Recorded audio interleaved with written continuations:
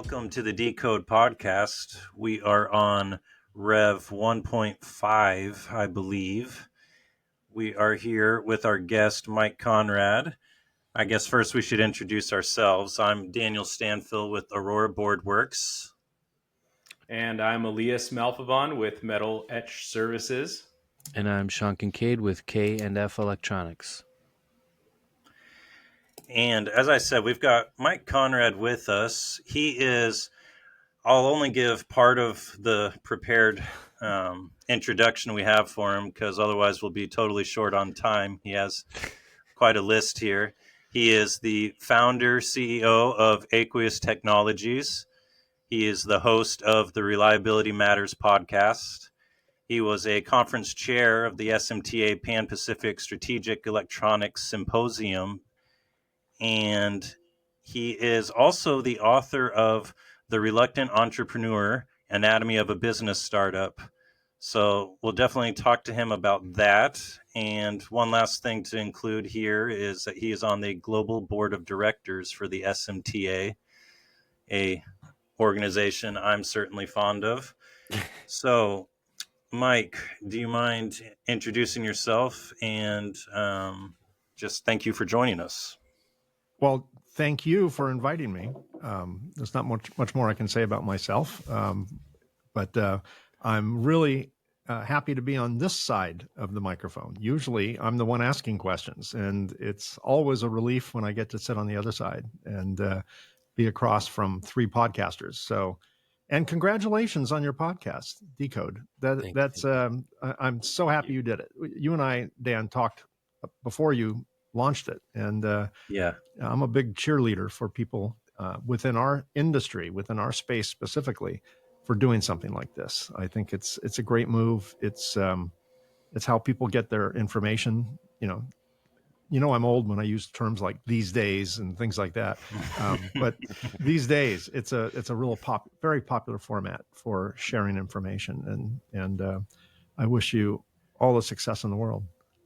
Thank you. Sure, we appreciate that. I definitely was excited when you were even willing to talk to me about it because you're pretty established at this. When we were talking about doing it, I looked at how many different podcasts exist in this space, and what I was kind of surprised to see. I mean, there's definitely a few, but the heavy majority of them don't seem to go past, 4 or 5, maybe 10 episodes. It seems like there's not very many that make it past the test of time. So definitely, if you take the magazine, congratulations on how many you've made it through.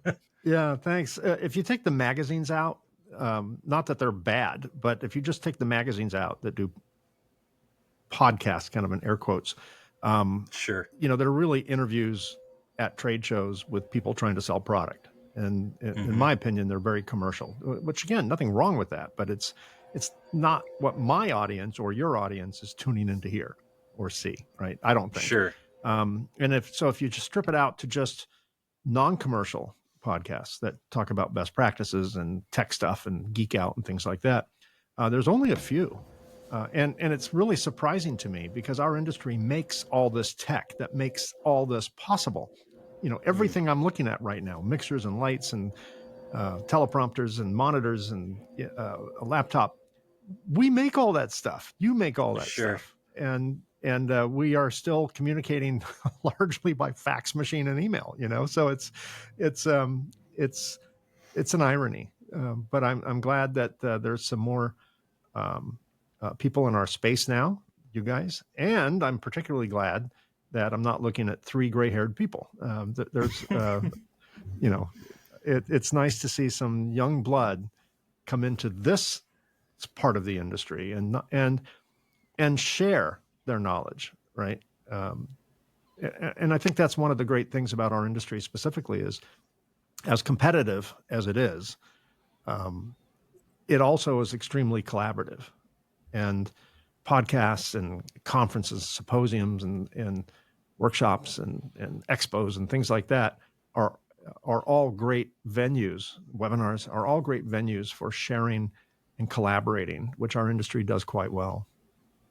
Yeah, and I think one thing I've I've heard you speak about in some of your podcasts is kind of this impending silver tsunami, or the kind of loss of tribal knowledge from the industry, from some folks that are, quite frankly, probably getting closer to picking up their fishing poles and putting down their oscilloscope. So when you agreed to kind of share some of your know-how in this space, specifically podcasting, I felt like it was action to words, kind of making that knowledge transfer to, couple, three guys aspiring to do what you're doing now, and kind of carry the torch on forward. So Yeah, I really absolutely. appreciate that. Yeah, the motivation for my podcast, and probably yours, is multifaceted, but the noble cause, the noble reason would be to create a knowledge vault. I'm keenly aware, because I'm part of that silver tsunami, although my silver is limited to here. I don't know why it hasn't hit here yet, but any moment now. I feel like I'm going to be like Moses coming down from the mountain. Just one day I'll just have white hair, but it hasn't happened yet, except here. Kind of God's sense of humor. But when people graduate university, they, for example, with an EE degree, they understand how electrons work, right? They're smart. They've been educated, but they probably don't have a clue what squeegee pressure is, and the best way to attach a thermocouple on a board for temperature profiling, or how to refrigerate solder paste, or how not to reuse it once it's been opened for days. I mean, they may not know that, because if a university taught to that granular level, it would be a 30-year degree, which we call a Sometimes career. assemblers don't even know that. Well, sometimes they don't. So we rely on our own industry to be quite tribal, and we learn things on the production floor, and that kind of starts the education all over again. So the problem we have in our industry, and many industries, but specifically this one, is so many people are leaving, hence the term silver tsunami, or the grain out of our industry.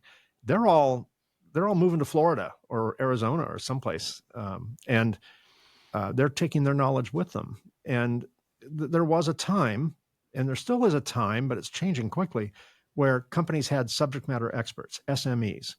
And I'm thinking of Doug Pauls, for example, from Collins, and Dave Hillman from Collins, legends in our industry. They were subject matter experts. Dave was a metals guy, and Doug was cleaning and coating, and his job was to support all of Collins Aerospace, all of it. So any of their divisions, any of their factories that had a problem related to cleaning or coating, they called Doug. I think when these SMEs leave, they're not really being replaced by other SMEs. I think the bean counters probably got a hold of that and said, we're paying them a lot of money, and they're not really making anything. They're the advice line, and I know it's more than that, but so what I wanted to do is create this vault of knowledge from these people who will soon be leaving. Doug and Dave have already left. They're gone. They're fishing right now, and gone is access to a lot of that wisdom and a lot of that tribal knowledge. So I wanted to take subject matter experts and get them in front of a microphone and a camera, and kind of do that Spock mind meld thing, and just suck out as much information as I possibly can, and memorialize it, and make it available for younger or newer engineers, or anyone that needs to get a little bit of information on whatever subject we happen to be talking about. And you guys are part of that. You're doing the same thing, whether for that purpose or otherwise, but that's going to be one of the benefits of more people coming into this format, and memorializing all this great knowledge that we have within our industry. I like how you I've said told that. these guys. Go ahead, Elias. Go ahead. I was just going to comment. I like how you highlighted that as kind of the noble, or even the primary purpose of your cast, and obviously there's other benefits that you kind of alluded to it, but I think having that approach first and foremost, everything else is just kind of a byproduct of it, right? Some of the conscious marketing that comes along with it. Right. A good segue, by the way.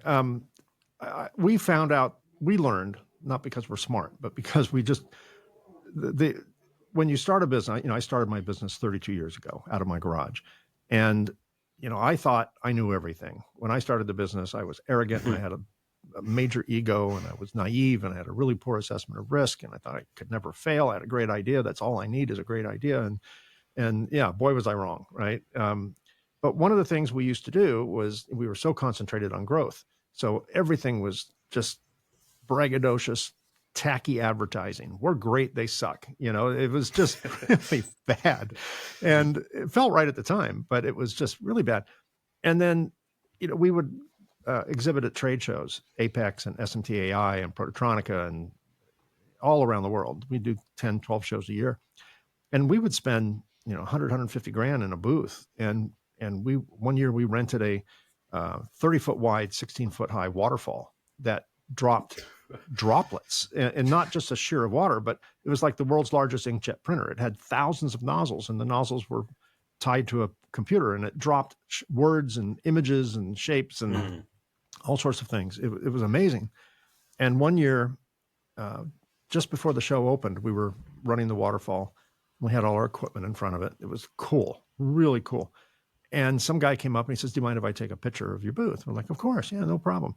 And then he said, "I noticed your equipment's on wheels. Any way you can wheel your equipment out of the way so I can get a good picture of the waterfall?" Wow. And it hit me. What are we doing?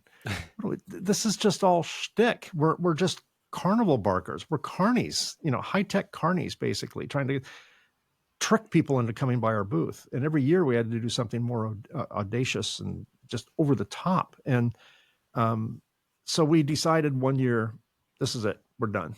No more traditional advertising. We got to come up with something else that works better, because we're just preaching to the choir at this point. Everyone knew who we were.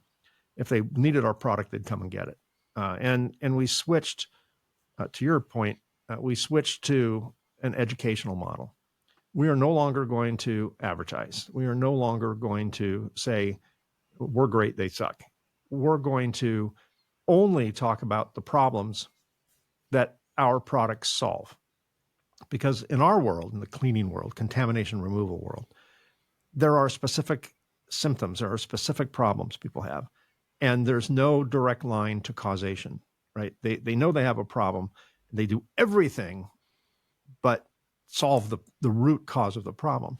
And we're over here saying, our pumps are this big and our CFM is that, and our machines look cool and da-da-da-da. And it doesn't land on anyone because they don't even know they need it, right? And if I say we have a 5 horsepower pump and our next closest competitor has a 2, I think that's great. They look at it as like, I don't know, is that good? Great. Why do I need that? So we realized several years ago that education is the way to do it. And how do you educate?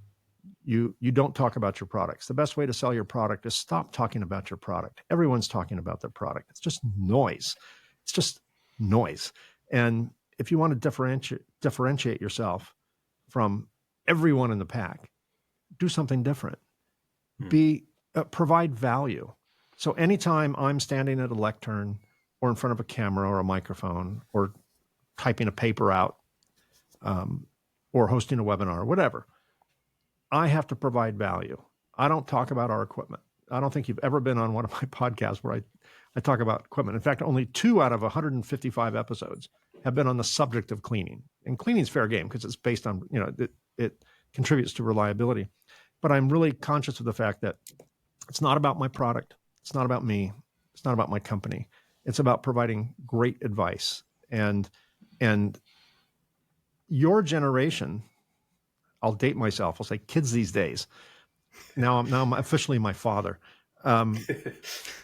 Younger people, Gen Zers and Gen Xers and millennials and whatever the acronym is these days, they don't read ads. They have, where you've heard of spam filters on your email. They have like spam filters in their brain, right? They grew up like seeing banner ads everywhere. They grew up in the digital age. And your generation prefers to research things on their own. And you'll go home at night after the kids are asleep or whatever, or you lie in bed and your wife will say, "Turn off your computer, I can't sleep." And you'll be like searching a problem that you might be having during the day.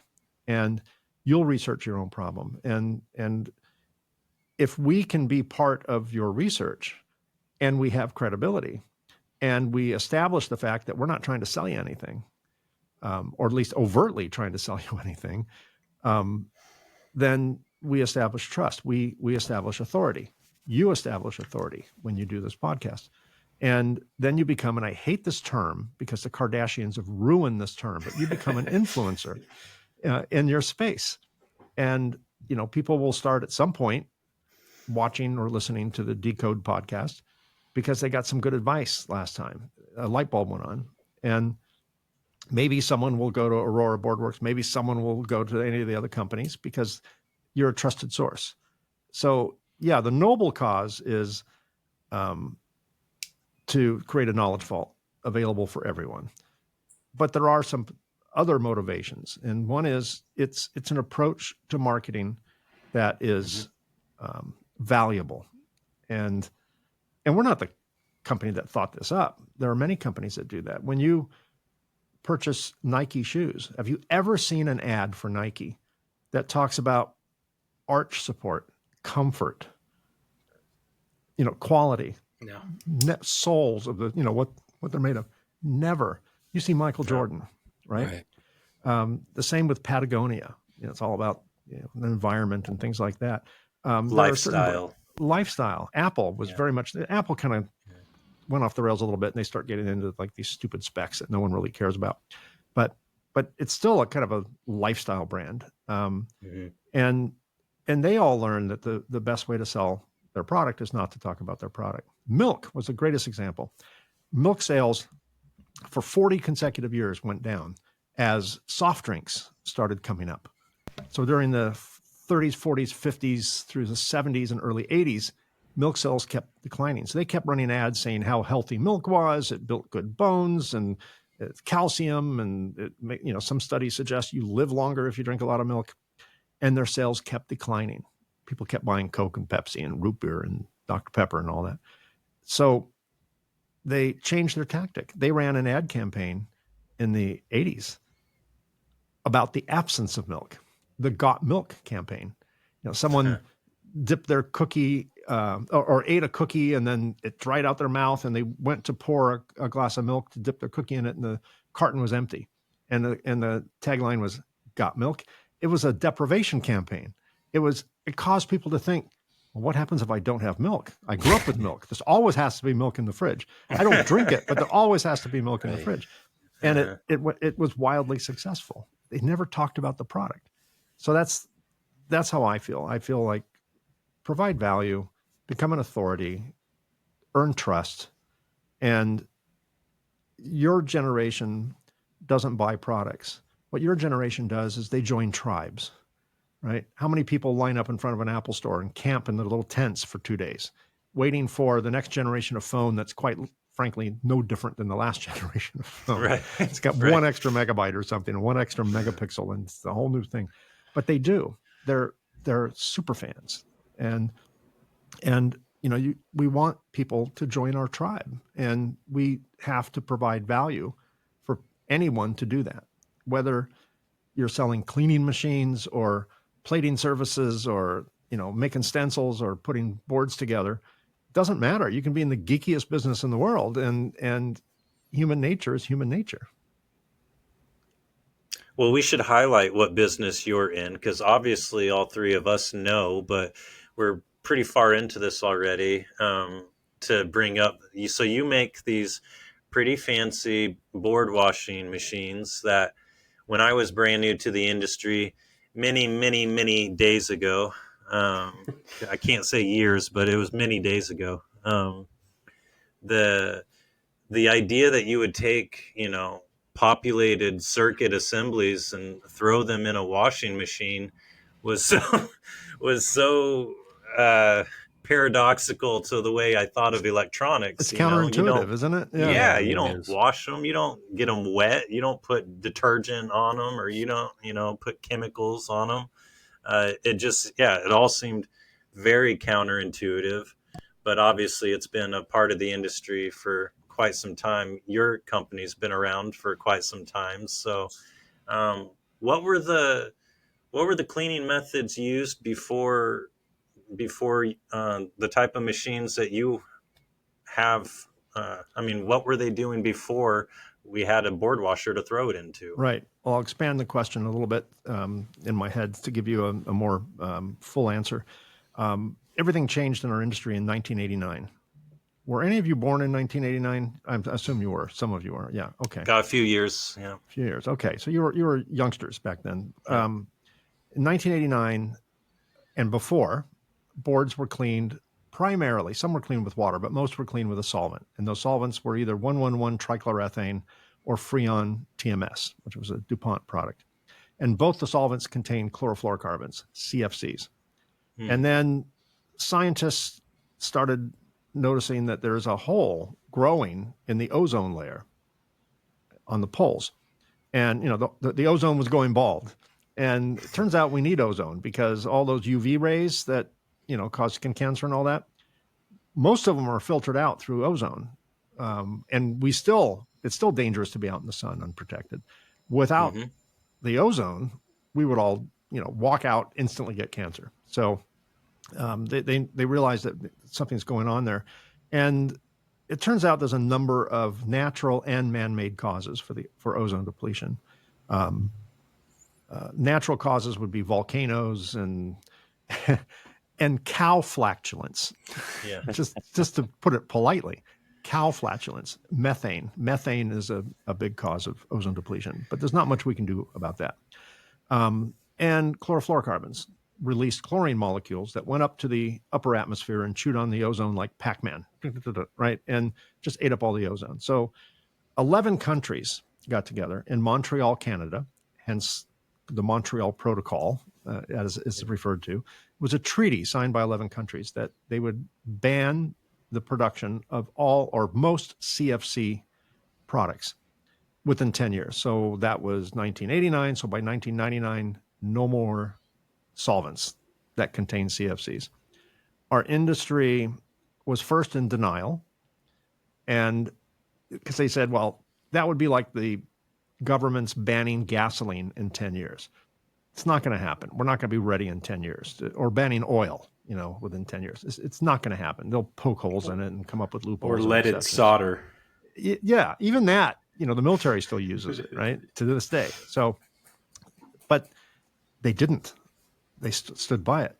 And several years, probably 3 or 4 years before, no, actually 1 year before the ban took effect. So this would have been, November of 1989.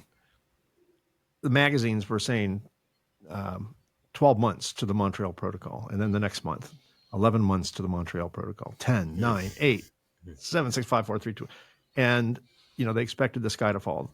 And there was a lot of opinion and editorial that Western countries that are signatories to this treaty will fall quickly into third world status, and third world countries that did not sign the treaty will get all the advantage.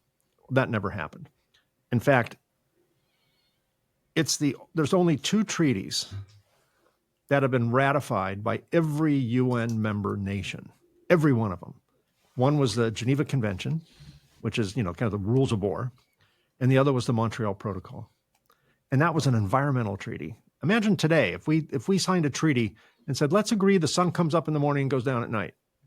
Half the world wouldn't sign it because we were the sponsor of it, right? Yeah. We're so polarized.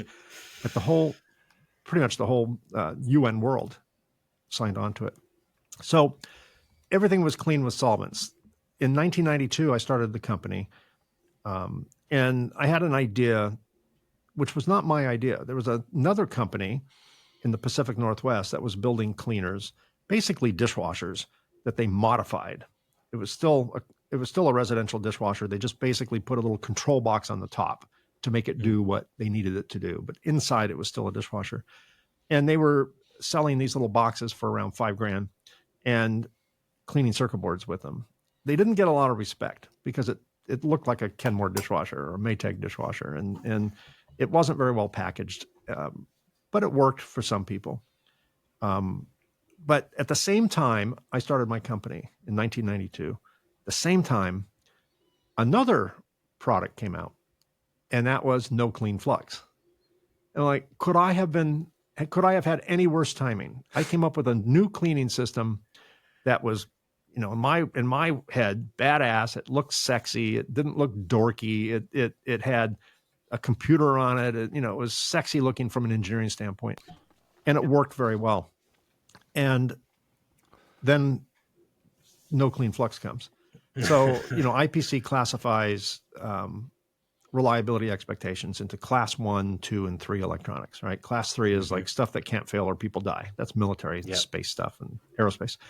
And class 2, servers, office equipment, things like that. Class 1, Game Boys, electronic flea collars, consumer stuff. The class 1 and most of the class 2 people, they said, no clean, we're done. Throw away the vapor degreasers. We don't have to buy any more solvent. Great. We skip an entire process. Life is good. The military, all the class 3 people, military, aerospace, medical, all that, they said, no, we're not going to buy that. We're going to keep cleaning. And they kept cleaning. So basically, when I started the company, class 3 was our only customer base, because all the class 1 people said, it says no clean, like don't clean. It's like they're doing something wrong if they clean.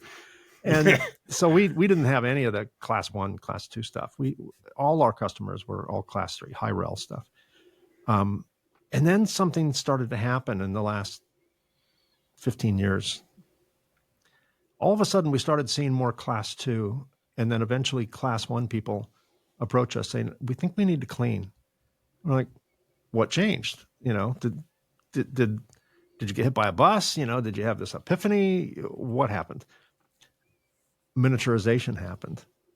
And it turns out that boards with components with conductors, anodes and cathodes, that are very close together have a lower tolerance for residue than traditional through-hole boards had. Because through-hole, look at axial-leaded components. They had about a 1/4 inch to a 1/2 inch of space between the conductors. And it couldn't get any closer, right? Because the body was that long.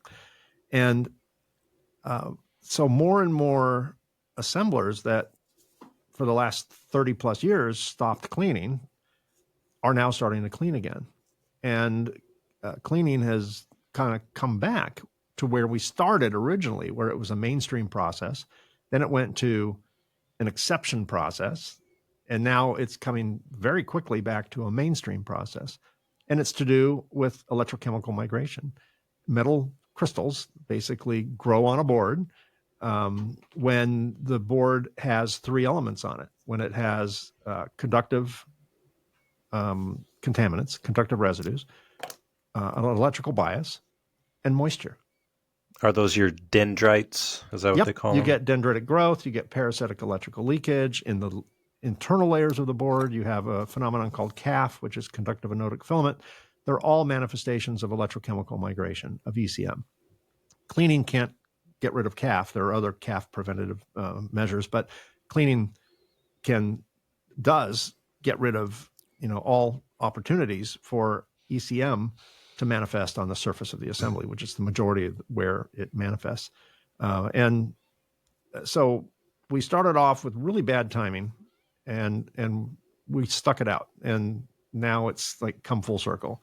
So one of the reasons we switched to an education model, it served us particularly well, not just for the noble benefits I talked about, but many assemblers don't understand, why would I clean a board that was reflowed with a no clean solder paste? There must be something wrong with what I'm doing, or there must be something wrong with the paste, because it says no clean. And that's a reasonable conclusion, right? Very reasonable.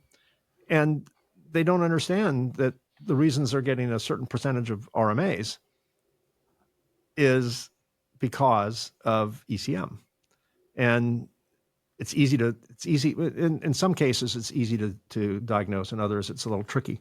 But there's not a direct causation, a logical causation, because they're using no clean flux. But as the miniaturization of assemblies progressed, and the tolerance for residues declined, at the same time, what was the point I was going to make? I think I distracted myself. At the same time as this perfect storm, assemblers, no, I forget where I was going to go with that. Look what I've done. See, I'm not used to answering questions. I'm used to asking questions. I have a list of questions in front of me normally. But the greater point is, companies are realizing that their products are failing for reasons they don't understand. Oh, I know where I was going to go with that. Because they don't understand the causation, that's where education comes in. Because the jar of the paste says no clean, they don't understand why they're cleaning no clean. The number one flux clean today is no clean, by far. I mean, it's first, second, and third place, by far. And it makes no sense to people. So the only way to make that make sense, we can talk about selling cleaners all day long, but people look at the jar and they go, it says no clean. So it's not a cleaning issue. It's something else. And they go around beating the bushes, taking the sticks and banging the bushes, waiting for the culprit to run out. And it doesn't. And the only way to overcome that is through education. And once the light bulb goes on, and we've seen it 1,000 times, well, we've seen it probably 6,000 times now. Once the light bulb goes on, then they can't wait to start cleaning. Like, oh my gosh, how fast can we get something? Whether it's ours or somebody else's, that's up to them. But they realize that they're leaving contaminants on the board. And the biggest fact that most of our customers and most of the industry fails to realize until the light bulb goes on is that when they made a decision to stop removing the flux, that was also a decision to stop removing everything. And I'm a big promoter of the philosophy of don't call it a defluxing process, because it's more than that. It's a cleaning process. It's defluxing, definger oiling, hassle fluid removing, dust, hair, whatever. Yeah, defawding and all this stuff. It's a cleaning process. And even if the flux was completely benign, if it was, what about everything else that would normally come off as part of a cleaning process? And that, I like to call that the usual suspect residues. The usual suspect residues used to not be all that harmful back when components had a lot of spacing. But between high density, miniaturization, low standoff heights, all these things that we deal with today, the tolerance for residues is so low that even the usual suspect residues combined with relatively benign flux residues in totality are problematic. And people are going like, I guess I need to clean. They're not happy about it, but it does solve that one problem. If you get paid by the problem, you're not going to go broke. There's still plenty of problems to keep all of you up at night, but the ECM issue can easily go away if the residues are just removed. The other two choices are remove the bias. You can instruct your customer to never turn it on. You'll never get an ECM event. Or you can prevent any contact with moisture. And a lot of people will say, I'm going to do that. I'm just going to conformal coat my boards. But conformal coating doesn't protect against moisture. It protects against fluids. It does not protect against moisture. It's permeable. And small amounts of moisture will permeate through. And you'll delay an ECM problem, but you will not avoid an ECM problem. So it really comes down to just remove the residues and then go on to the next challenge.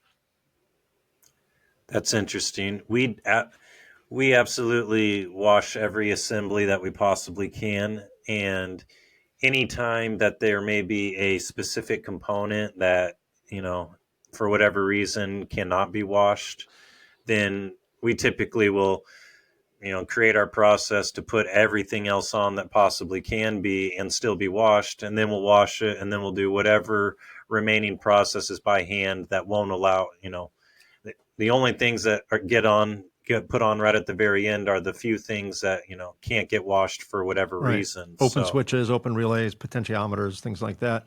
Another little trick is you can use some latex mask, and if it is like a potentiometer with an unsealed dial on the top, you can put some don't use water soluble mask, but use a latex mask and then peel it off when you're done. That tends to work on some parts.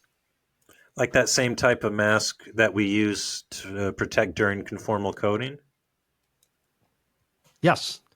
that Well, peelable? yes, it's a peelable. Well, some you can get two types. You can get a water soluble mask, which I'm not a fan of for other reasons, or you can Uh-huh. get a latex peelable mask, and I Okay. prefer the peelable masks.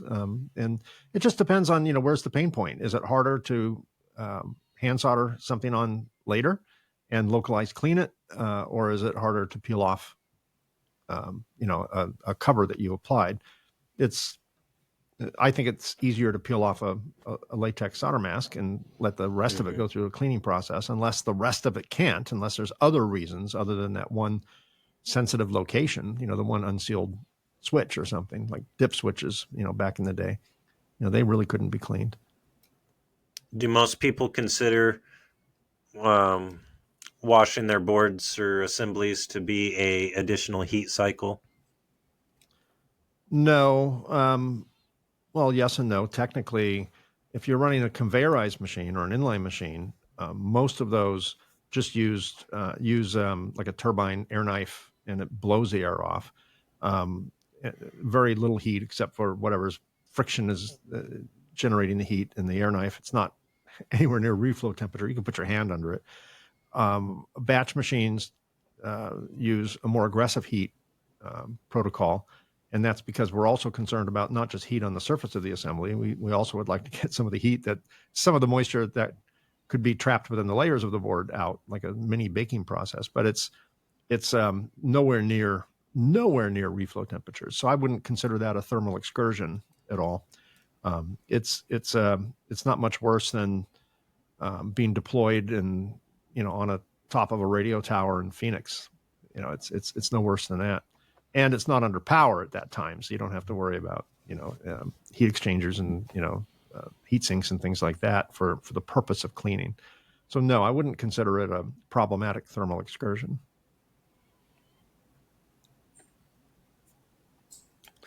Mike, you mentioned I gotta stop coughing into that thing. Let me restart.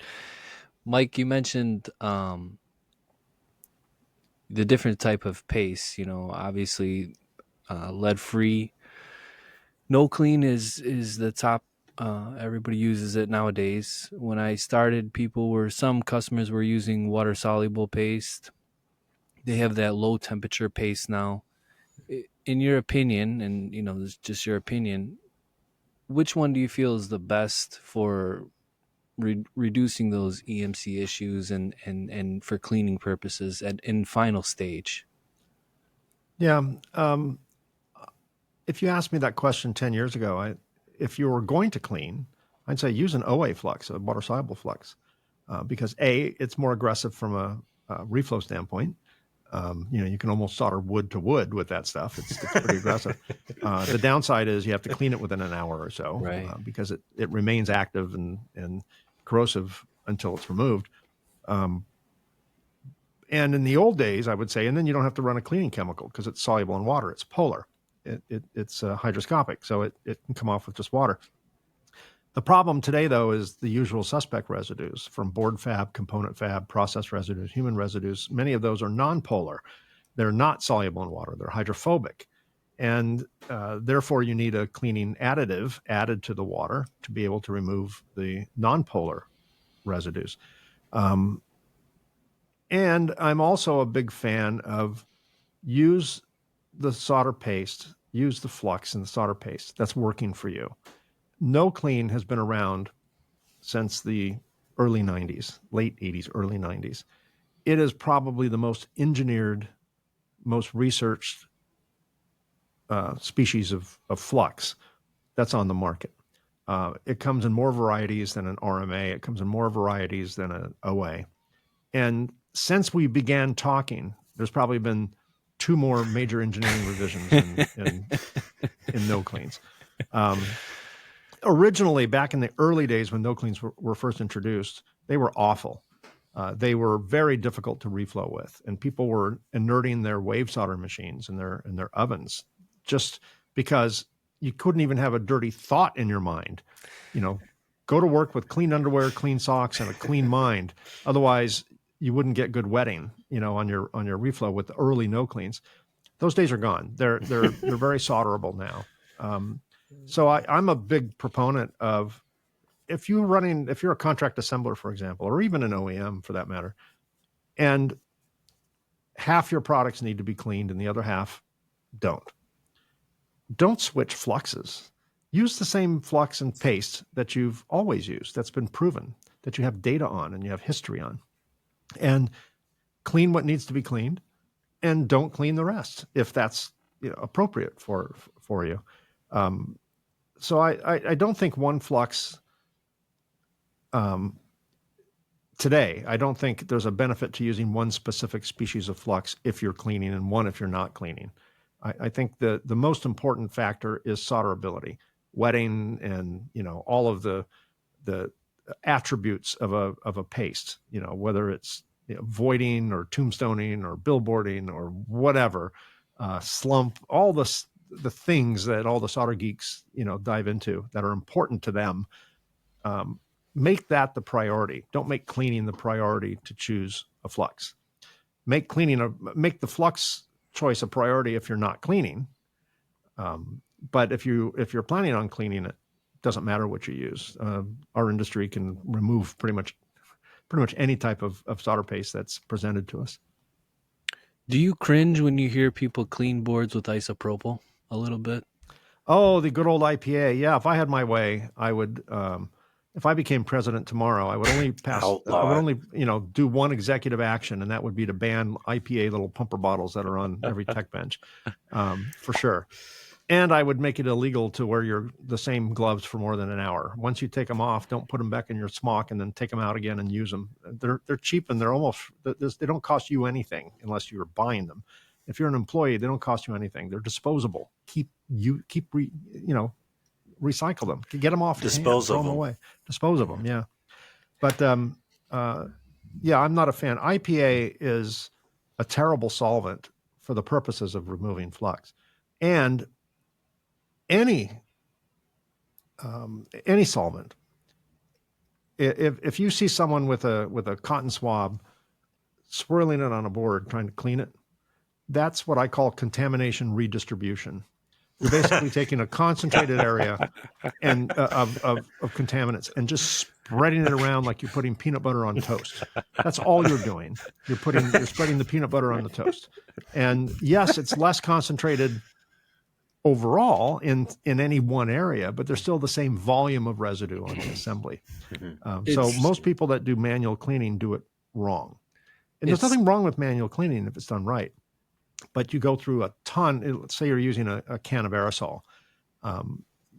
Boards have to be washed and they have to be rinsed. And people don't think of rinsing. They think that they'll just swirl around some solvent and somehow the solvent evaporates quickly, which is true.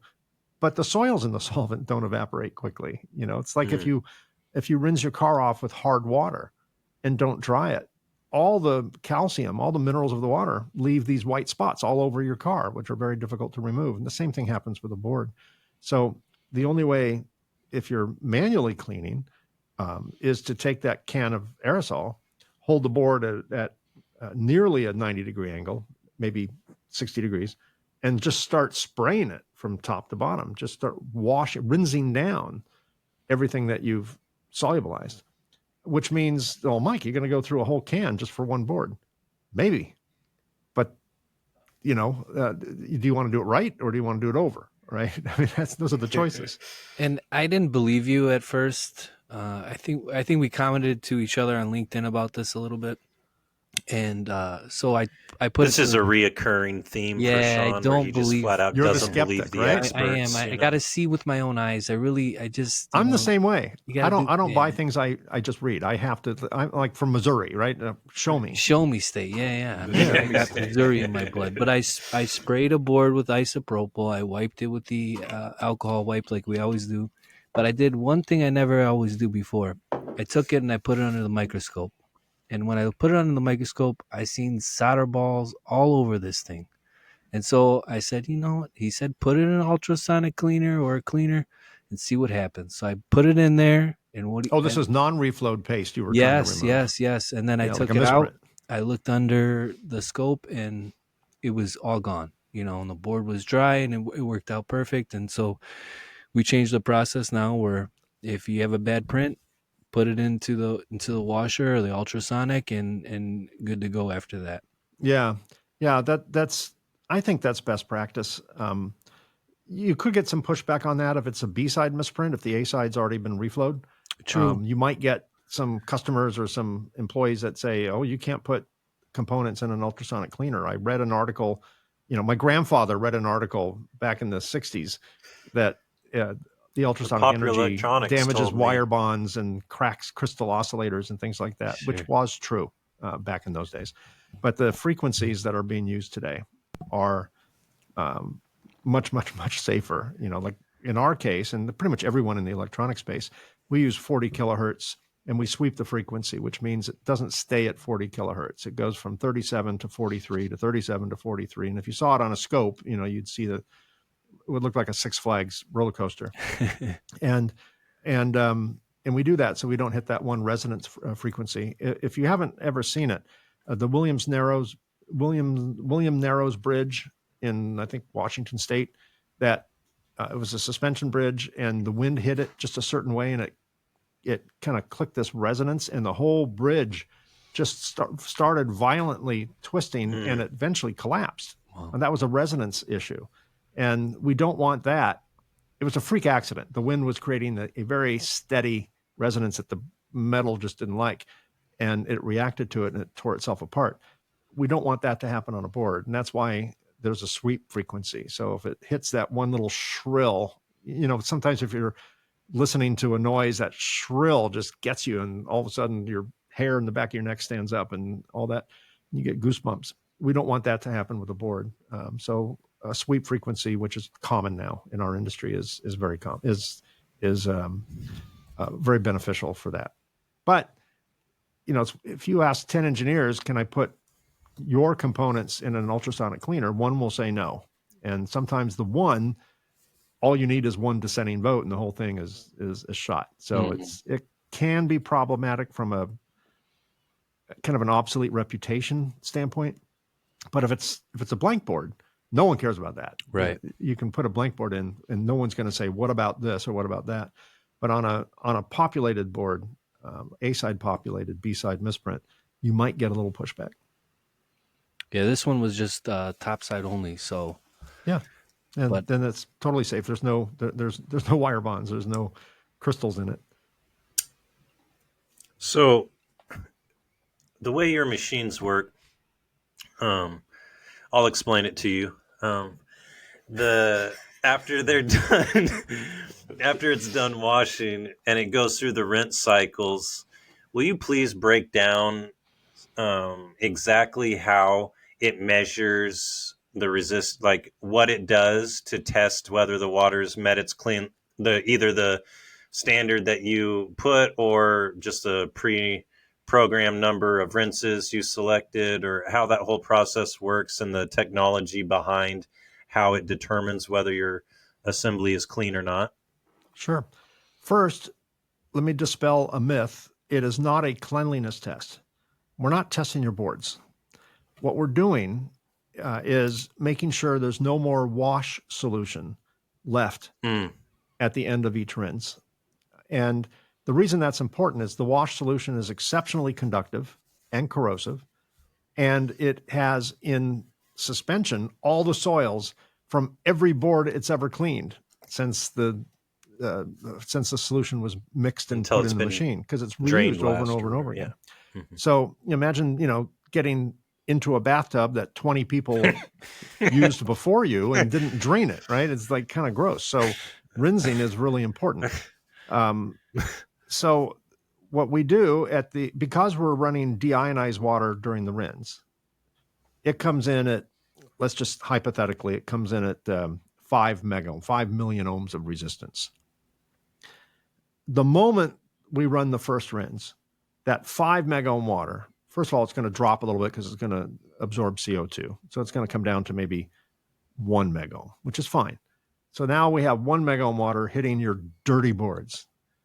And the rinse water, the 1 megohm rinse water, is going to mix with the superconductive stuff, wash solution dripping off your boards, and it's going to crash that resistivity level. It's going to bring it down to like near zero. Okay, that's what it's for. So that rinse goes away. It either gets recycled in closed loop or it goes down your drain. Either way, I prefer closed loop. Then the second rinse comes in. Again, it comes in at 5 megohm. CO2 effect happens. It drops again down to 1. But instead of dropping down to 0, your boards are a little bit cleaner than the first rinse. So it drops down to 10 kohm. And then the third rinse comes in. Your boards are cleaner still. So it comes in, 1 megohm water hits your assemblies.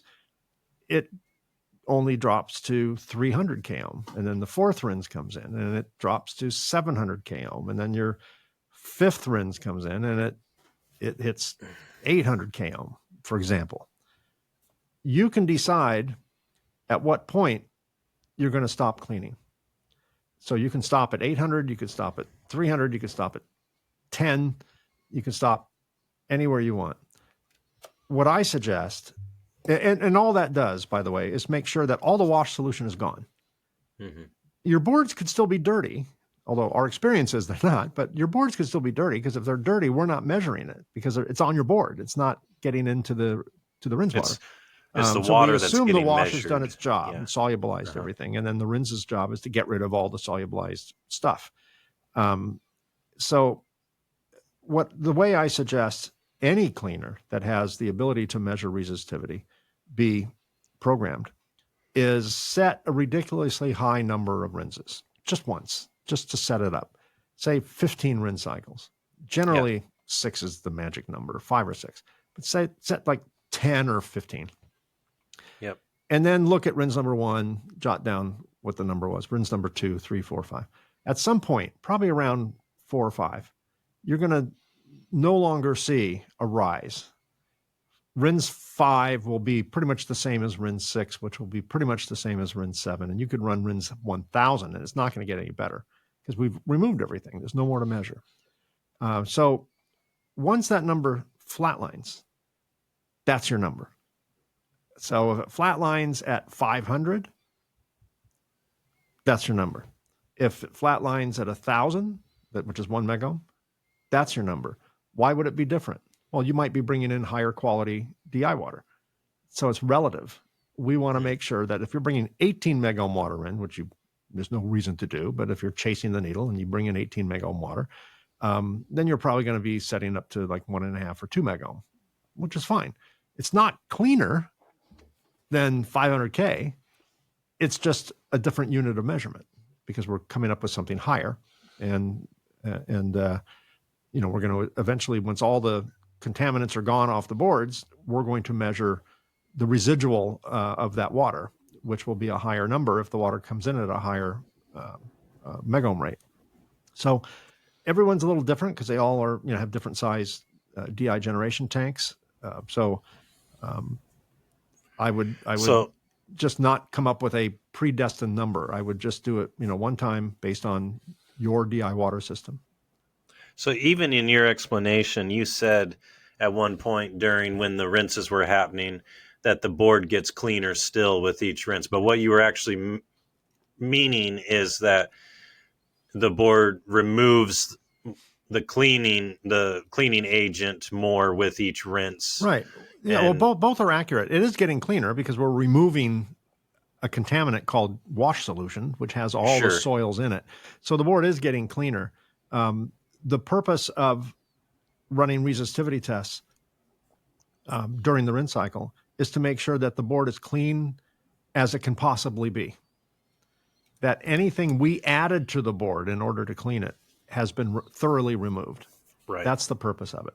Now, let me tell you what it's not, because a lot of people mix this up.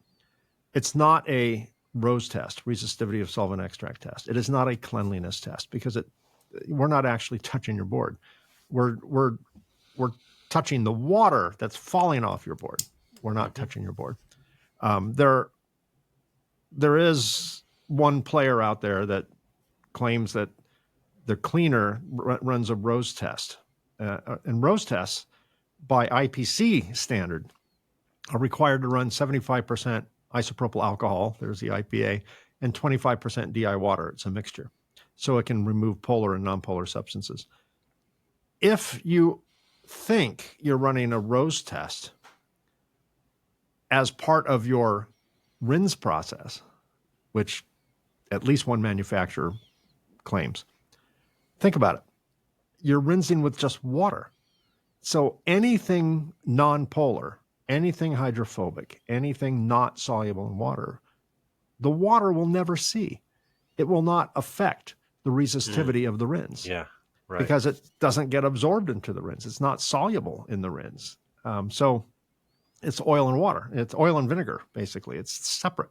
So it's really important to realize that rose testing is rose testing. It's a separate machine. It's done through a very specific IPC standard. Test method 650, 2.3.25, geek numbers out at you. And that standard requires, it's an immersion test. It uses a combination of IPA and DI water. It starts off at 150 million ohms, which water cannot get up to. If you remove every ion from the water, you'll get 18.3 million ohms. You can't get any higher than that. But because it's IPA DI water mix, it's 150 million ohms. So it's apples and oranges. And I only say that because I don't want people thinking that if the IPC, if they're running under J standard 001J or H or G, then the requirement is to run rose testing for process monitoring. And I would hate to think that someone will say, well, I'm going to run a rose tester in my cleaning machine, so I comply. You're not complying. It doesn't meet the standard anywhere close. And you're giving yourself a false sense of security that your boards are clean, and you're going to ship those boards. And you're going to ship them with like eyes closed going, I don't see anything. It looks clean to me. You're not doing yourself any favors. You might think you're skirting an extra purchase, but you're really doing it at the cost of reliability of your own product. There's going to be somebody who hears that who up until that was blissfully unaware. I know. And thought that they were absolutely covering all their bases. Damn Mike Konrad. Don't have him on your show again. It's a great buzzkill. The buzzkill Mike. Yeah. Yeah, I've burst a lot of bubbles in my career. That's good.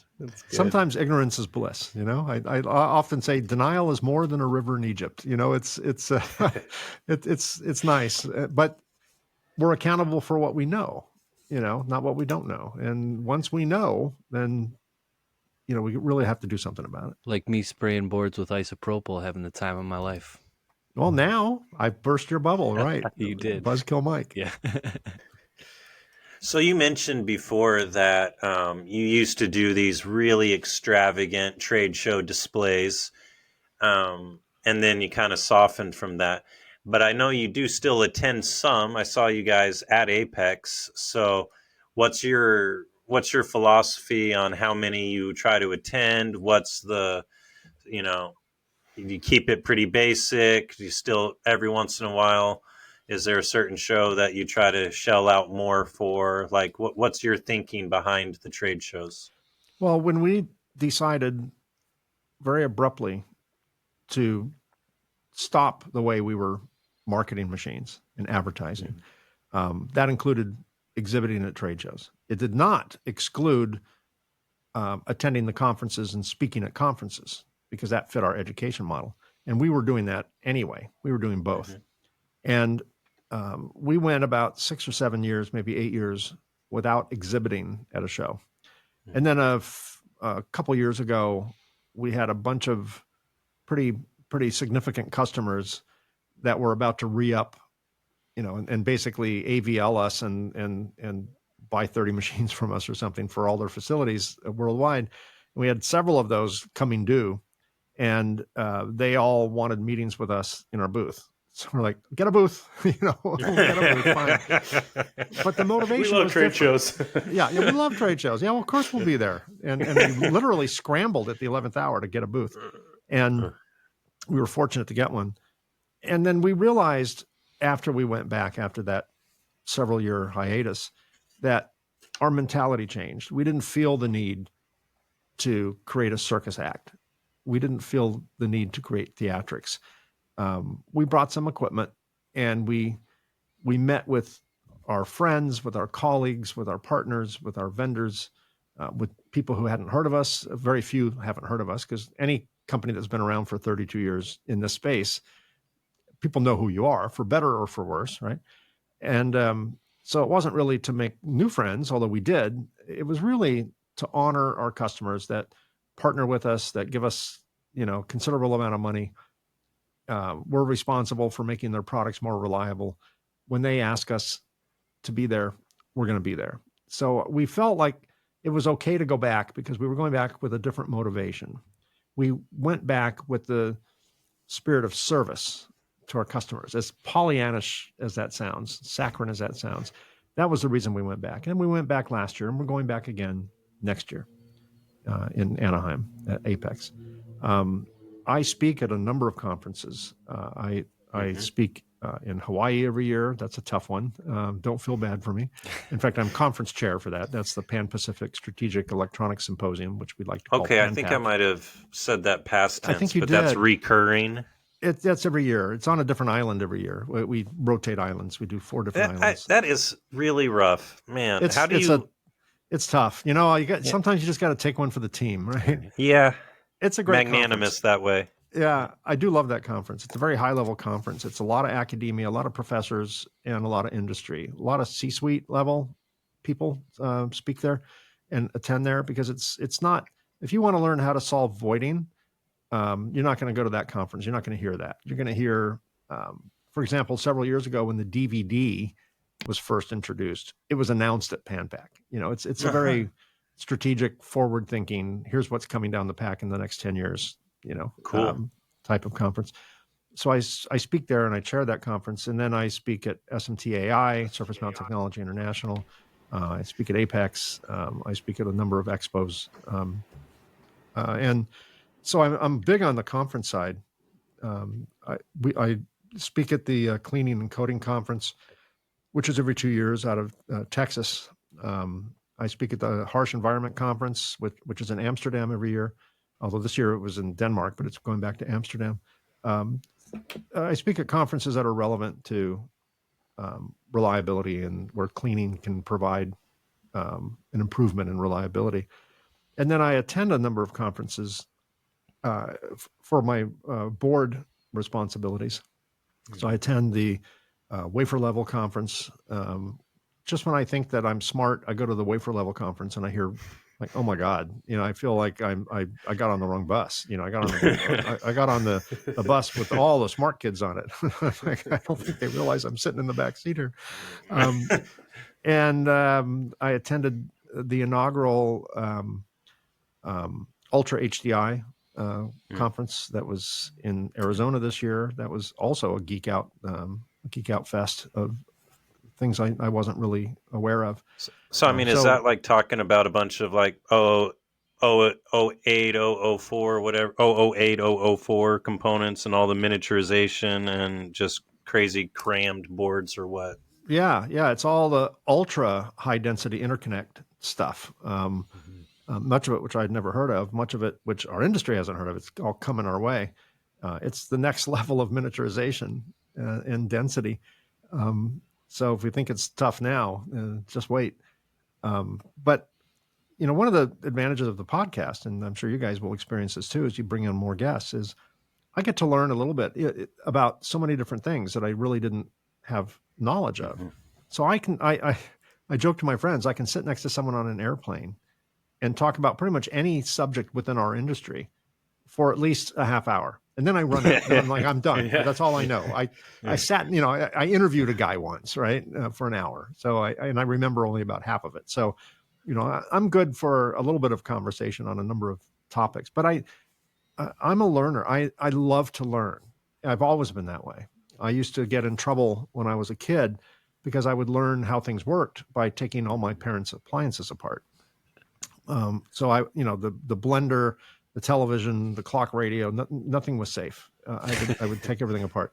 I think lots of us in this industry started out with roots like that. Tinkerer spirit. The problem, and I think probably people who have worked with me will go, oh yeah, that makes sense. Where I got in trouble was not my insatiable curiosity. and desire to learn how things work. It was my desire, or my lack of desire, not to put everything back together. The way I found it. I was like, that didn't excite me. Right. I know how it was put together. I took it apart. I'm not learning anymore. Now it's work. So my parents would come home and they would see, an appliance out on the kitchen table with like 3 screws and something, laying on the counter, and they're like, Mike, it still works. That's one of my favorite things about LinkedIn is the learning, the shared knowledge base, and how many people are willing to just totally bring you along with, share. If you're interested in what their history is and what their experience is, a lot of people are totally willing to share. And I've absolutely accelerated my learning in the industry. I mean, by light years, it feels like, because of the connections I've made and the really detailed technical conversations they're willing to have. It just, having access to people that, worked in this space for 40 years, and just being able to pick their brain on, hey, this is a problem I'm facing with this assembly right now. What would you do? And they have an answer. They have a suggestion, well, and it works.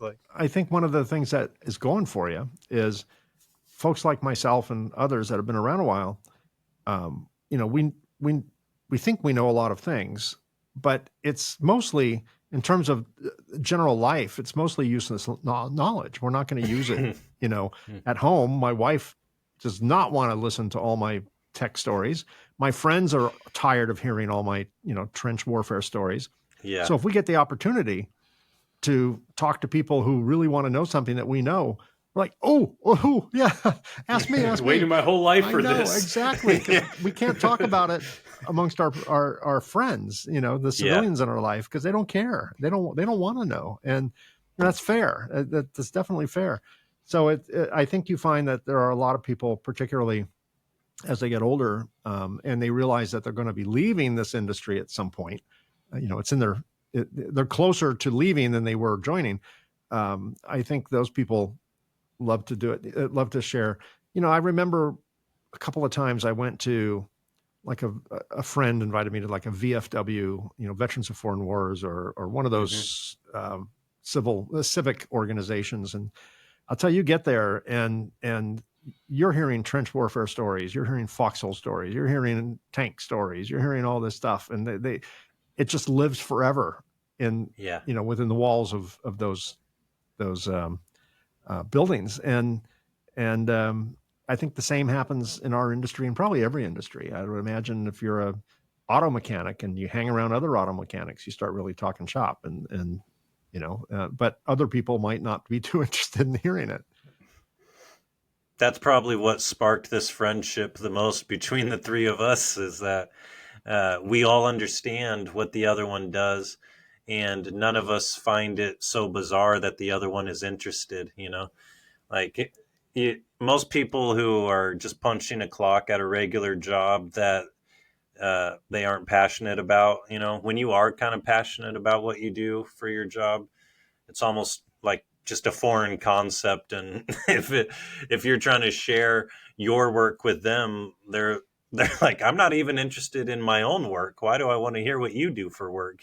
Right. That's right. Exactly. And that's fair. That's fair. Yeah. I had to learn. I used to get offended by that, but now it's like, people will say, I'm going on a cruise this week. We're leaving for Europe on Thursday, and I will meet. I'm very friendly on a cruise ship. I'll just start perusing all the bars on sea days, and I'll just start meeting people. I'm like, it's like the Cheers bar.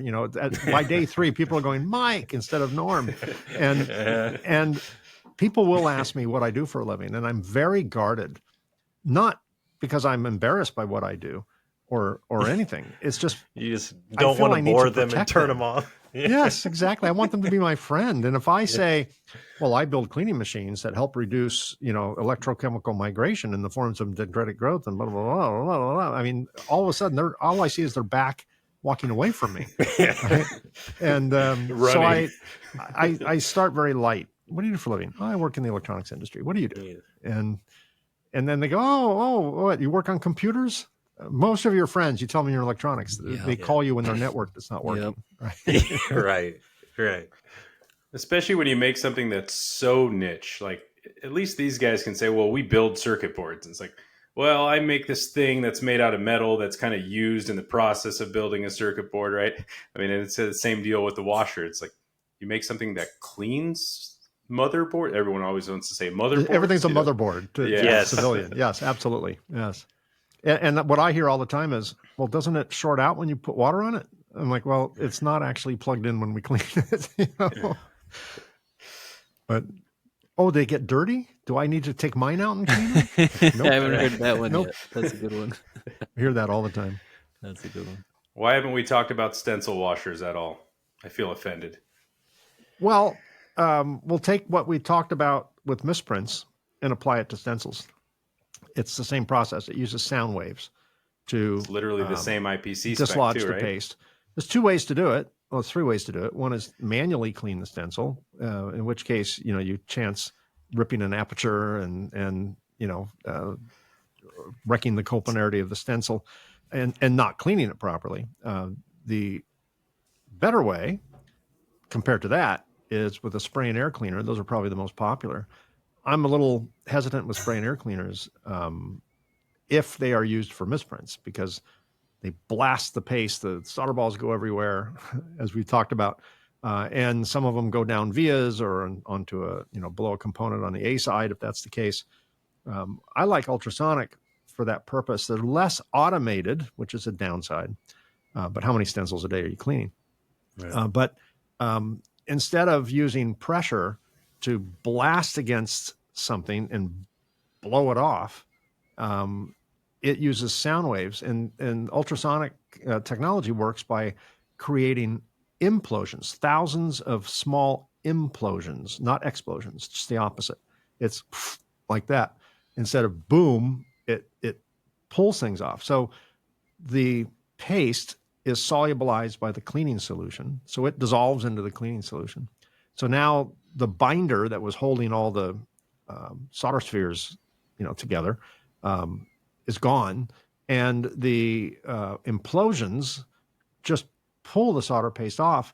And because solder paste weighs, has weight to it, it sinks. It just slowly sinks to the bottom of the tank into a catch basin and can be removed later. So it is a very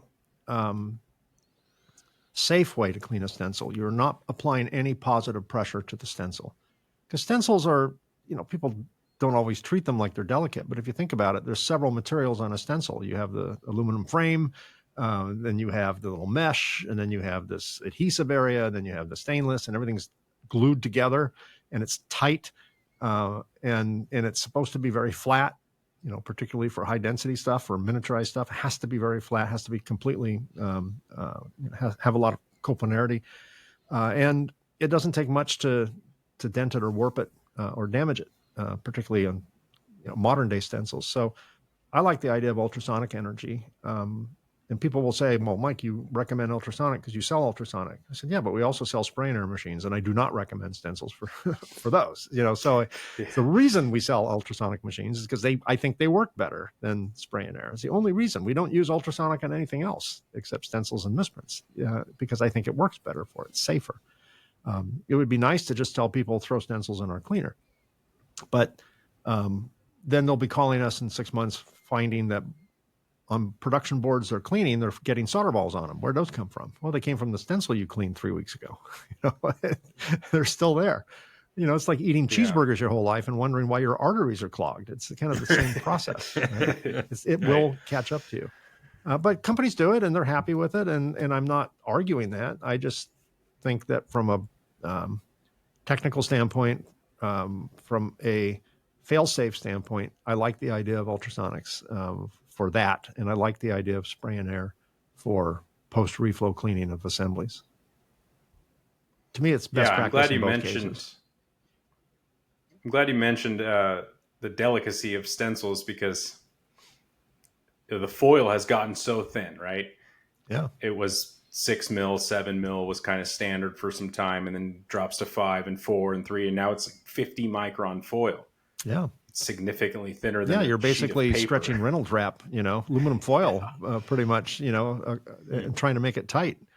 It creases very easily, and then next thing you know, you don't get a good print. And many people like to say, I don't know if it's accurate, but it sounds dramatic, that everything starts with the print. That's what determines reliability. Any problem you have can almost always be traced back to the print, which is probably an exaggeration. That was probably created by stencil people and printer people, but it does make some degree of logic there. It's stuck. I mean, I stuck. think everyone hears 60 to 70% at least, right? Always starts at the SPI printing process. The SPI is the most important machine that I own, to be honest with you. Yeah. SPI? Yeah, it's absolutely. Yeah, starter pace inspection. Yeah, Mike doesn't make one of those, Sean. Not yet. I don't make ones. We don't need to talk about anything I don't make. No. I'm a big proponent. If you only have enough money for one inspection machine, whether it be SPI or AOI, if you can only have one, do SPI. Because AOI is important, obviously, but SPI I think is even more important. And that's the root of the problem right there. And you have a bad print and then a bad reflow, you're not really reworking those boards. You're throwing that board away and starting over. And that can be very, very costly. SPI to get it right the first time, get the reflow right the first time, and AOI to prevent escapes. I think that's a great combination. If you have all the money to buy a Koyung or whoever, whoever's machine, Mertec or Viscom or whatever. Omron. What's that? Omron. I got to give him a shout out. Omron. There you go. Omron. Yeah, there you go. Yeah. All good companies, but expensive.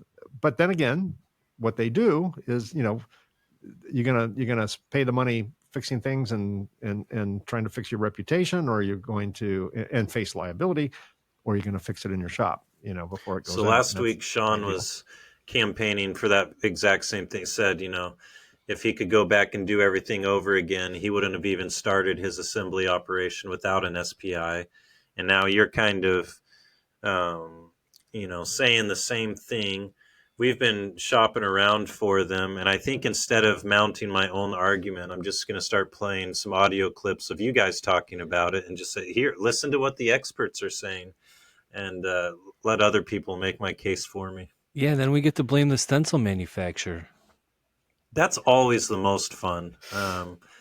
Elias likes to wear it. He says, he'll be hand up. He'll usually, when I tell him I'm having a problem with an assembly, first thing he asks is it a stencil I provided you? And I'm assuming he's asking that because, he wants to take the blame. That's my assumption. Not to toot my own horn here, but I think 2 episodes ago, I think it's episode 149, I interviewed Joel Scutchfield from Koyung and his competitor Jesper Leike from Viscom on the same podcast. Nice. And we talked about best practices for AOI, SPI, and X-ray. It's a hour deep dive into the tech behind it and some of the best practices behind it, best practice selection methods, what to be asking suppliers, what suppliers should be asking you, things like that. That might be helpful to get some additional insight. How'd you keep them from just launching at each other's throat? I guess they were in different locations, so you had that. They're all remote, right? So yeah. So it's not like the Geraldo Rivera show where chairs start getting thrown across the stage. So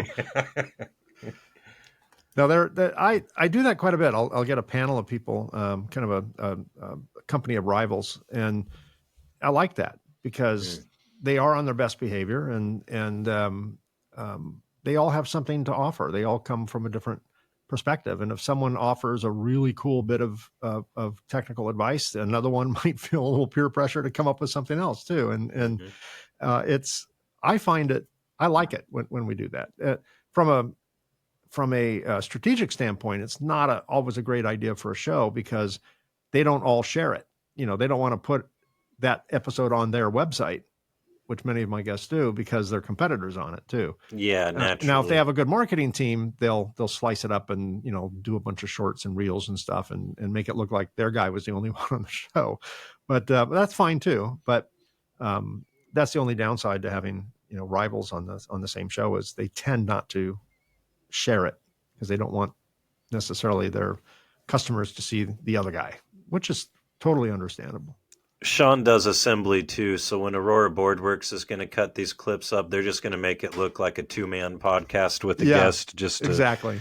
Yeah. Hey, that's what happens. It's kind of the Wild West in terms of technologies podcasts. It's a free for all. Just the whole way podcasts are distributed. I don't distribute them to 1,000 sites. I distribute it to 4 sites, and then 1,000 sites pick it up. It's so much for copyrights and all that. It's kind of the Wild West. It is very widely distributed. Well, what's nice about Daniel and I is we got the same equipment, so we're always sharing. Hey, I have this issue going on. Have you ever seen this before? Or, before you go to tech support, because you don't want to. I don't know. Just I go to Daniel and I say, hey, this is going on, and then he says, hey, try this, and then it works, right? Like it's something so simple, like click this little box or move this to over here, and it's helped us out so much.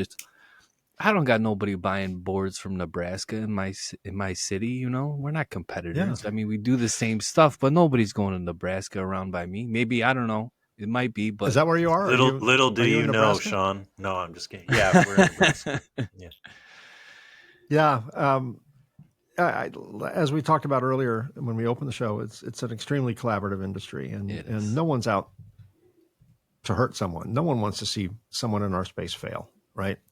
I value our competitors, and because for a number of reasons, some good, some not so good.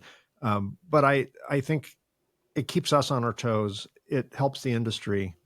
It gives people choices. If we were the only game in town, I don't think people would feel like they are choosing us. They would feel like it's a necessary evil, like a monopoly. And then people start to root for your failure. If you're working hard for all your customers, knowing they have a lot of choices, I think it keeps all of us honest, and it empowers the customer to make better choices when there's choice, right? And my experience with any monopoly type company is they don't try. The post office isn't competing for my business. That's a great example. Right? The phone company's not competing for my business. The cell phone companies, we have 3 in our area: Verizon, AT&T, and T-Mobile, and they're all pretty. They all stink. They all kind of hover along the bottom in terms of customer service. So they all kind of agree. I think they collaborate to have don't do things too well, because then we have to do things too well, and then they have to do things too well. I think it's almost it's the opposite of price fixing. It's like service fixing, but at the bottom. I'm pretty convinced that goes on. They're probably not cleaning their boards after reflow. Oh, I can guarantee they're not. Yeah, I can guarantee they're not. But every 2 years, people buy a new one. They get a new contract. Yeah, good point. Yeah. So for podcasting, Mike, do you have a white whale? Do you have some, huge guest you've been trying to get that it's just never worked out with? Yeah, there's one. I won't say the person's name, but there's one that's pretty well known as a subject matter expert in a particular subject in our space. And every time I talk to this person, they're like, "Oh yeah, let's do it." And then crickets. They blow me off every time I reach out. So I stopped. Sorry about that. I just been really busy. It's you. I didn't want to embarrass you. But I did. I don't know what I was thinking. I had this. Maybe I'd had a couple of rum and cokes or something. But I sent Elon Musk an email or his people, and I invited him on the show.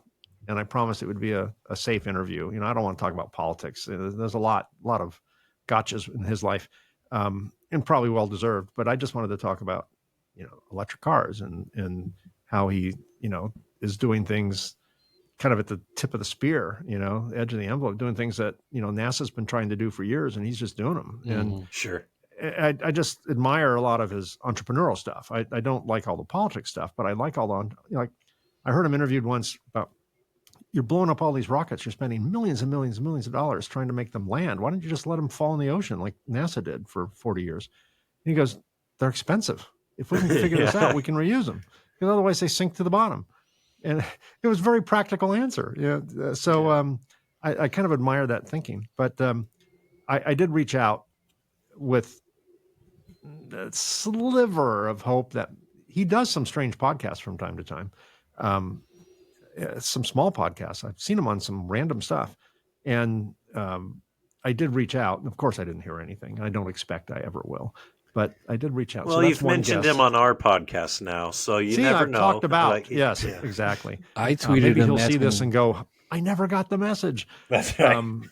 I tweeted. But no, I've talked to some real interesting people, and sometimes I stray out of SME territory. Like I interviewed a couple of times Dr. Ron Lasky. He's works with Indium, but he's a professor at Dartmouth, and I speak every year at Dartmouth on entrepreneurship. So we talk about stuff kind of higher level.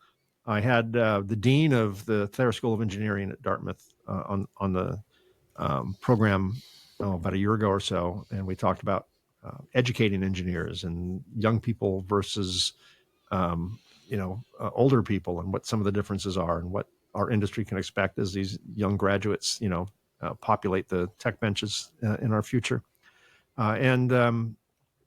Today we just released an episode, fascinating. A guy named Aaron Brown, who is a PhD statistician and mathematician out of Harvard.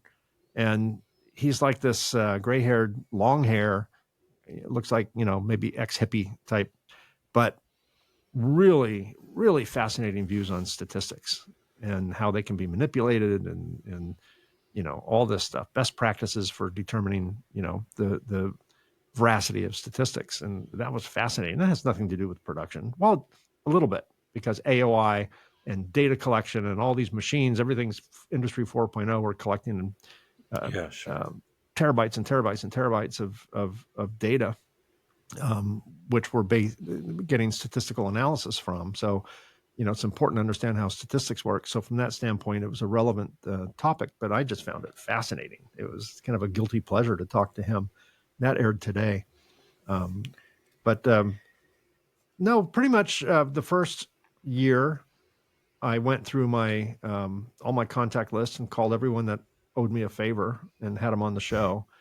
And then now I'm fortunate because many people reach out to me and ask me if they can be on the show. It's usually a marketing department of their company. And then I have to have that kind of awkward talk with them and say, yeah, I'd love to have one of your people on my show, but let me tell you what my show isn't.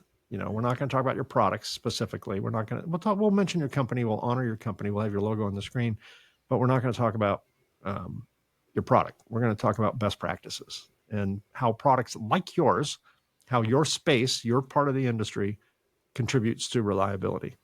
We're not going to talk about product, and it cannot be commercial. And sometimes they freak out over it, but I've never had anyone not do it. And only once out of more than 150 shows, I've had to edit out, a little product plug. But I think it's really important to earn trust and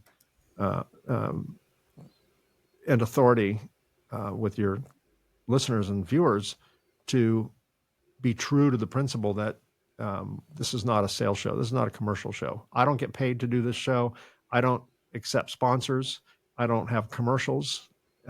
Many of the few that are in our space, they all do, which is fine. That's their model. That's all they do. So they have to do it. I respect that. But I have a day job, and I do this for a different motivation.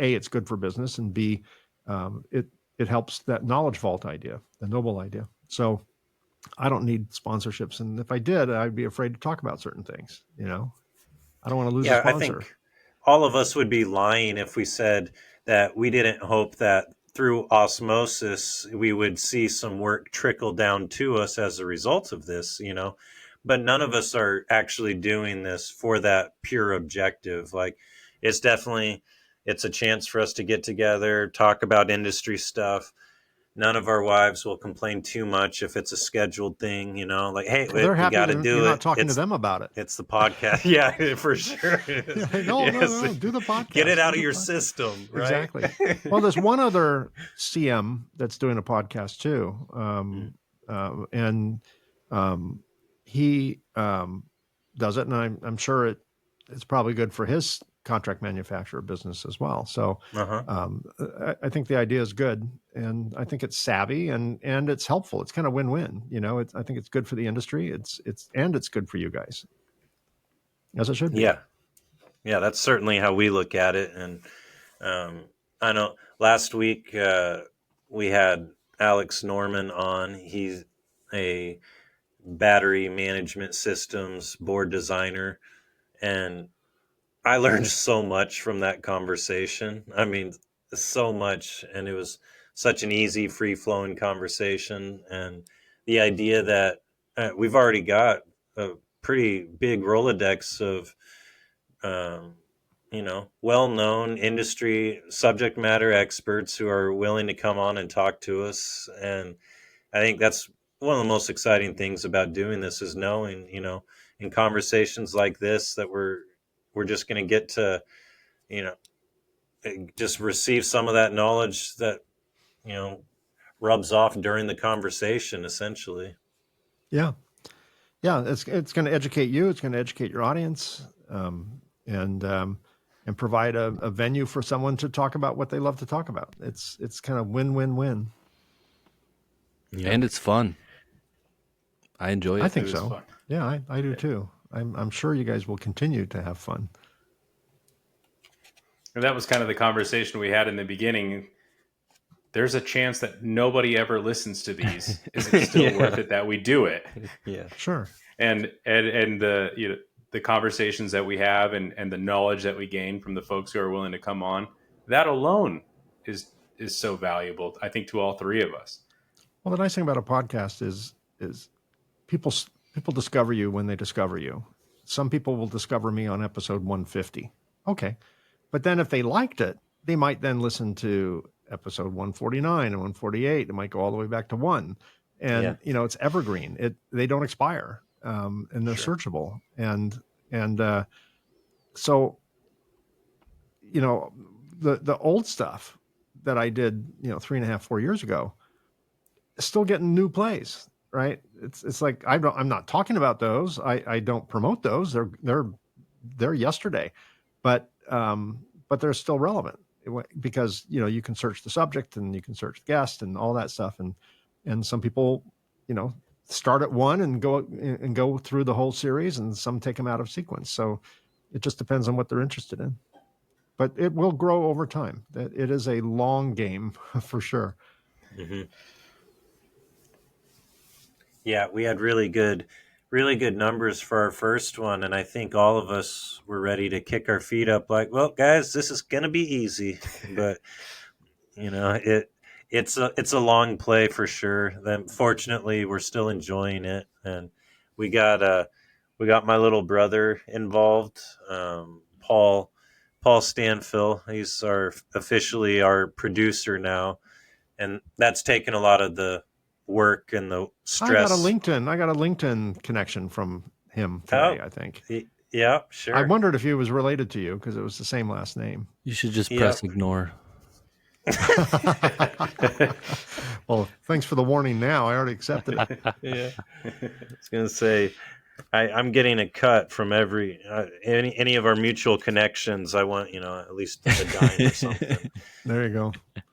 Well, he's not going to make much, but that's all right. It's all right. Well, I've got a question for you, Mike. Yep, go ahead.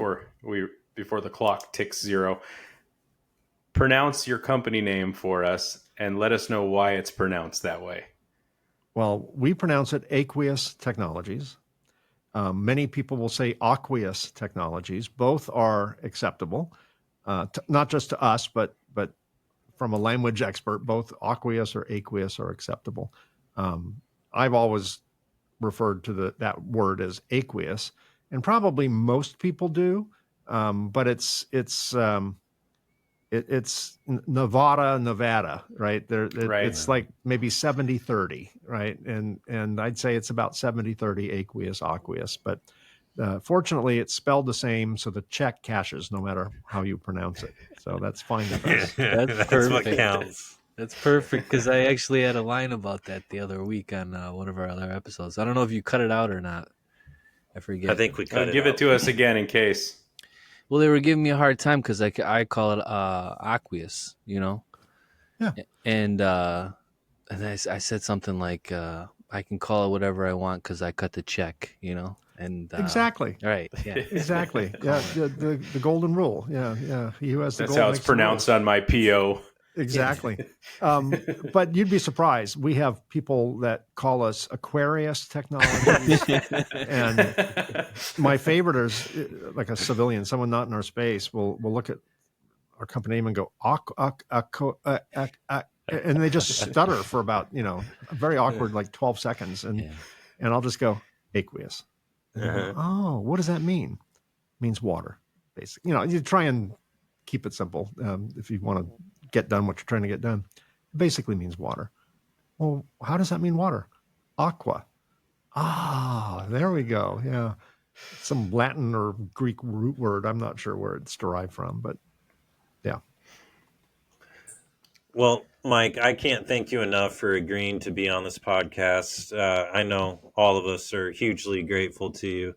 It's been an absolute pleasure. And before you go, I do just want to say I've had the pleasure of working, of talking and working with some of your employees. We've had, we've had service done on our machines, maintenance done on it. So, and Chad, is a great salesperson in your office there. So I just want to make sure to give a public shout out.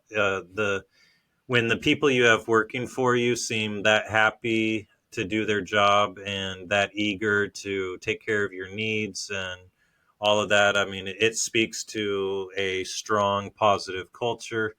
And whatever you're doing, you must be doing some things right because even behind closed doors, your employees say nice things about you. So, yeah. that's got to stand for something. That's good to know. It wasn't always that way, but over time, you live and you learn, and over time, you got rid of the ones that said the wrong things, right? Well, that was usually me. I think I started the business when I was I got in the industry when I was 24, and I started the business when I was 31. So yeah, I mean, you do some maturing and you grow up, and entrepreneurs start businesses filled with piss and vinegar, as they'll say, the ego and bravado and can do Hair no on wrong fire and arrogance and naivety and all that stuff. And thank God for those so-called skills, call them traits. Thank God for those traits, because without them, I wouldn't have lasted 3 days. So you need that. You need that just bull in a china shop mentality. But if you don't change those skills, at the appropriate time, they'll drive you out of business. So, I learned that the hard way. It's like I used to have this magic wand. I'd come in, I'd wave the magic wand, everything would go the way I wanted. One day I came in and I waved the magic wand, and I'm like, what's wrong with my wand? It's not working. I waved it again, and it's like someone changed the rules, and then I had to very quickly figure out what the new rules were, and that happens. That is a constant evolution, and the same thing happens when you work for a company. It's like what gets you from A to B does not get you from B to C. You have to constantly evolve and adapt. Absolutely. Sean or Elise, do you have any closing thoughts? Yeah, I mean, before we go ahead, Elise. You go ahead. Well, I just wanted to make sure, like on the deck you made, that last question, somebody at least That's said, what I was going to say. Yeah, for sure. All right. Go ahead. So Mike, you've made it clear that you're not too big into self-promoting and talking specifically about your company, but we wanted to make sure we gave the listening audience an opportunity to find your podcast. And we know you just released a new book. So where can they find that? Maybe you could plug yourself for just a moment, as uncomfortable as it may be for you. Okay. For you, the book is called The Reluctant Entrepreneur, Anatomy of a Business Startup from Uncertainty to Unstoppable. It's available on Amazon. It just officially published today. So Amazon said, well, by the time this airs, it'll be fully searchable. It takes Amazon a few days to kind of get their search engine working. But it should show up in the next few hours or a couple days. And the podcast is Reliability Matters.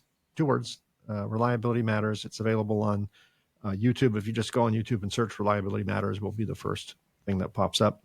And all the major podcast sites.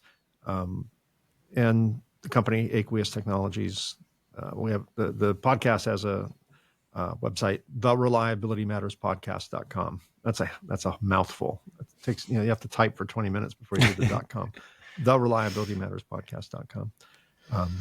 Or is it Reliability Matters Podcast? Now I don't even remember. But at any rate, you can Google it. And you could either go to YouTube, or you can learn more about the podcast there. You could listen to it. You could watch it.